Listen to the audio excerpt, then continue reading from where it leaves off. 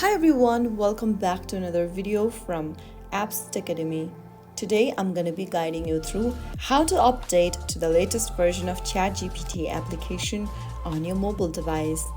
First of all, unlock your device and make sure that your device is connected to a stable internet, and once it is, launch open the Google Play Store on your Android or the App Store on your iOS device.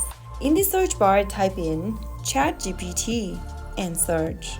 Look for this ChatGPT application from OpenAI, and if there is an update button available, simply tap on it to download the latest version of the app. Wait for the app to complete the download process, and once it does, click on Open, and that way you will be able to update your ChatGPT app. Keeping your app updated means you get the best experience with the latest features and security fixes.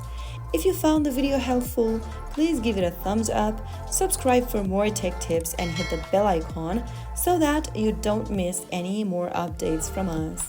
I'll see you in the next one. Thanks for watching.